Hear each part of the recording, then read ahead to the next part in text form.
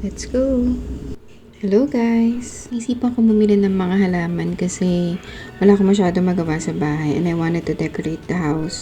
Siyempre, kasama na naman sila at siyempre kailangan mo pakainin after. Kaya nakakaya naman, parang mas napagod pa sila sa akin. Pero kidding aside, ito talaga yung mga favorite moments sa life ko, especially na wala na nga akong work. Mas marami na akong time for them. So, no regrets naman. Sabi nga nila, you can always know how much money you have, but you can never know how much time you have. So, much better to spend it with your loved ones. Siyempre, hindi tayo iiyak, no? So, yan na nga, naisipan ko nang i-prepare yung mga binili ko kahapon na maliliit na plants. Bala ko siyang ihang dun sa site, later makikita nyo. Pero, disclaimer lang hindi ako professional or may experience. Hindi rin ako ganun ka-plant enthusiast. Parang naisipan ko lang kasi parang, diba, sayang naman yung time. So, why not decorate the outdoor? So, ni-YouTube ko lang yan. Hindi pa ako sure kung mabubuhay sila. Sana mabuhay sila the next day.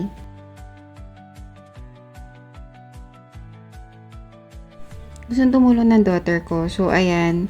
Parang hindi naman siya masyado madumihan. Sabi ko, punasan na lang niya yung mga paso na tapos ko ng lagyan bago ko ihang.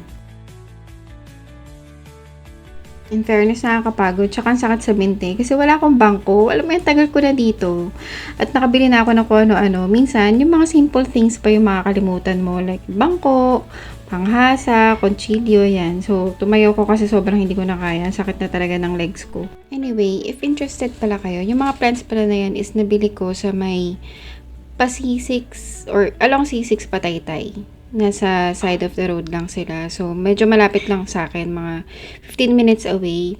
Tapos, mura lang yung mga plants na yan compare kung bibili ka online sa marketplace. Parang yung mga maliliit na plants na pang wall is nabili ko ng 50 pesos each. Meron pa nga 40 pesos eh. Syempre, tumawad tayo. So, ayan, ihang na natin sila. Hindi pa ako ganun ka-sure kung paano yung formation. Formation, magsasayaw, dancer yan. Pero kasi, ayan, feeling ko kulang pa nga eh. Dapat more than 12 yung binili kong pot. So, baka bumalik ako doon. Pero for now, I think okay na muna yan. Order na lang siguro muna ako sa Shopee. Ulit ng mga pots, 12 pieces ulit. Then, babalik na lang ulit ako doon sa pinagbilan ko next week.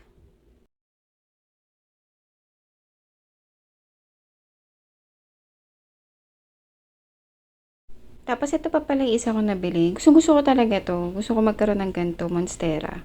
Naisip ko na rin pala magpalinis ng aircon kasi sobrang init. Nahirapan na yung aircon magpalamig ng room.